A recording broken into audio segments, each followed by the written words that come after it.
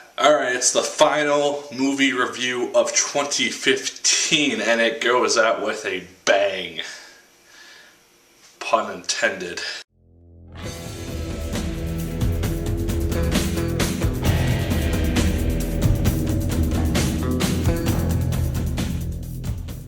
Hello once again, watchers of good movies. My name is Nick Pell, and this is once again coming from my apartment. Now today, we're going to be talking about the 8th Quentin Tarantino film, The Hateful Eight. This is a film that I have been looking forward to for quite some time, and does it live up to the potential?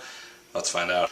Now this film has a very strong cast. Leading it is Samuel L. Jackson, and he actually has pretty much the center role in this movie. I was a little bit surprised by this. The last couple Tarantino films that I've seen, which have had him in it, he's been kind of more of a supporting character, and he has really good moments, but again, he's been more of a supporting character. Samuel L. Jackson is in the forefront in this movie, and I love him in this lead role. It's something that I haven't really seen for a while. I've seen him in the Marvel films, but again, he has more of a background presence. This one, he is front and center, and he does a phenomenal job, and reminds everyone how good of an actor he really is. Kurt Russell is in it, and his character is bringing Jennifer Jason Leigh to this town to be hung for crimes, and that is generally what this film focuses on, because the film opens with Kurt Russell's wagon running into Samuel L. Jackson just in the middle of the road.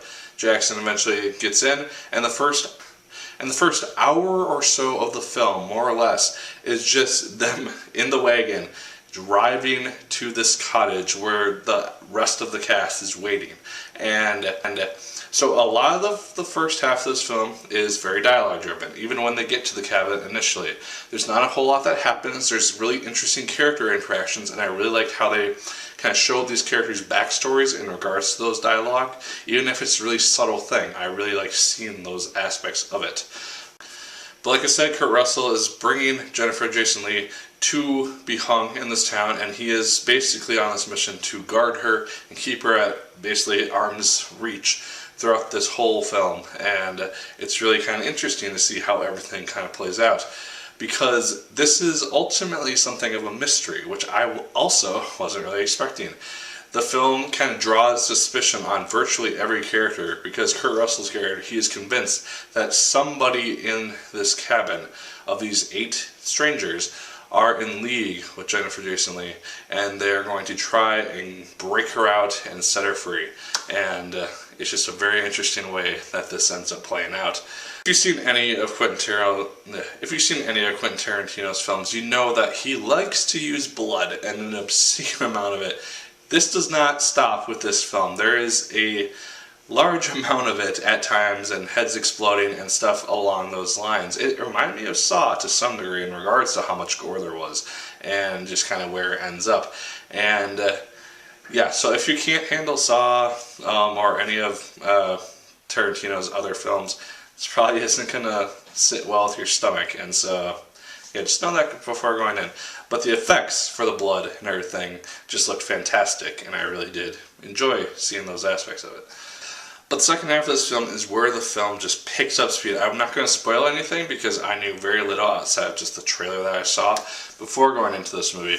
And yeah, just know that for the first hour and 45 minutes, which is, in fact, the first half of the movie, it's a very long movie, but it kept me entertained for the large majority of it, especially once the second half hit. The film is split into different chapters, and once I think it hit chapter 4 is where things got very, very interesting, and it just captured my attention for the rest of the time in the movie. And there's a really interesting reveal that happens, and then just the end, it just leaves you on the edge of your seat. You don't know what is going to happen, how everything is going to play out, and it's just immensely suspenseful, and you think it's going to end one way, and then it just goes the complete other. And I really, really ended up enjoying this film. Like I said, it starts out a little bit slow, very dialogue heavy, and doesn't really do a lot, but when the second half hits, it just sweeps you off your feet, and it's just fantastic. And so yeah, Hateful Eight is easily one of the best films I've seen this year. Definitely going to be on my top 10 list somewhere. I haven't compiled the list per se in order, but I will be doing that video tomorrow. So subscribe if you want to be here to see that.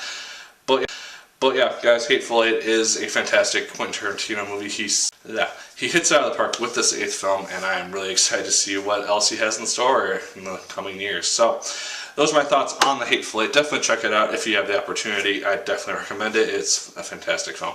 But those are just my thoughts, guys. Let me know yours in the comments down below. Did you like the film as much as I did? Did you hate it more than I did? Let me know. Like, favorite, comment, and subscribe once again if you so choose. I appreciate it immensely. As always, people, my name is Nick Pell. And once again,